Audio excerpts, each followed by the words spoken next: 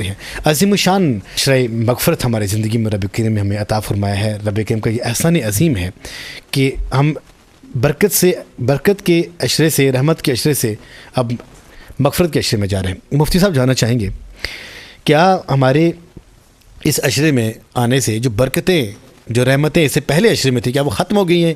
اب یہاں پہ صرف برکتوں کا نہیں بلکہ مغفرتوں کا نزول ہوگا؟ ہمارے تمام سننے والوں کی رہنمائی کیجیے۔ بسم اللہ الرحمن الرحیم۔ اللہ تعالیٰ نے قرآن مجید میں فرمایا استغفروا ربکم انہ کان غفارا، تم اپنے رب کی بارگاہ میں توبہ استغفار کرو، مغفرت طلب کرو، انہ کان غفارا، بے شک اللہ تعالیٰ غفور الرحیم ہے، تمہارے گناہوں کو معاف کرنے والا ہے۔ بے شک اب جو پہلا عشرہ دیکھتے ہی دیکھتے گزر گیا، عشرہ رحمت، اس میں اللہ رب العالمین کی رحمتوں کا نزول ہوتا تھا، اور حضور سرور کائنات صلی اللہ تعالی علیہ وآلہ وسلم کے فرمان کے مطابق اگر ایک بندہ نفل ادا کرتا ہے تو اللہ تعالیٰ فرائض جتنا ثواب ادا کرتا ہے، اگر کوئی فرض ادا کرتا ہے تو اللہ تعالیٰ 70 فرضوں کا اس کو اجر عطا کرتا ہے۔ بے شک یہ ماہ رمضان شروع ہوتے ہی رحمتوں کا نزول ہوتا ہے۔ اللہ اللہ اللہ۔ اگر ہم افطاری کریں تو حضور سرور کائنات صلی اللہ علیہ وسلم نے فرمایا تسخروا فإنہ فی السحور برکہ، سحری کرو، اس میں اللہ تعالیٰ نے تمہارے لیے برکت رکھی ہے۔ اللہ اللہ اللہ۔ اسی طرح جب ہم افطاری کرتے ہیں پورا دن گزار کر،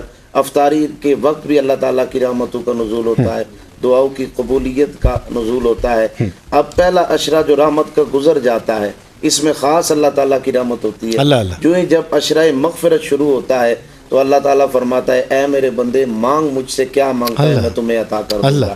اس لیے کہ اللہ تعالیٰ کی مغفرت جو ہے، رحمت ہے، وہ سارا سال ہی ہوتی رہتی ہے۔ جب ماہ رمضان المبارک آتا ہے تو ایک خاص ہو جاتا ہے، اللہ تعالیٰ فرماتا ہے جو کچھ تو مانگے گا میں تمہیں عطا کر دوں گا۔ اب جو عشرہ مغفرت آتا ہے، جب بندہ صبح سحری کے وقت سحری کھاتا ہے، جب ہاتھ اٹھا کر اللہ کی بارگاہ میں جو مانگتا ہے اللہ تعالیٰ عطا فرما دیتا ہے۔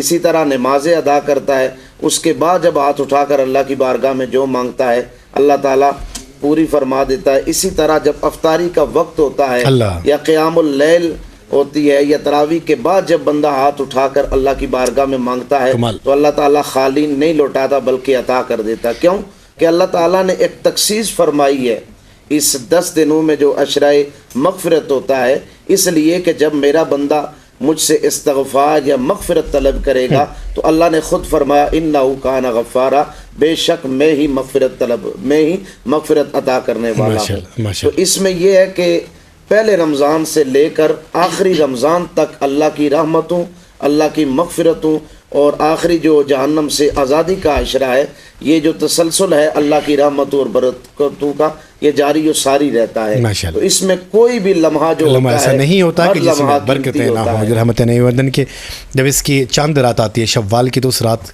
جتنے ہی لوگوں کو اللہ تبارک و تعالیٰ بخشتا ہے، جہنم سے نجات کرتا ہے، جتنے پورے رمضان میں کیے ہوتے ہیں۔ بات ہو رہی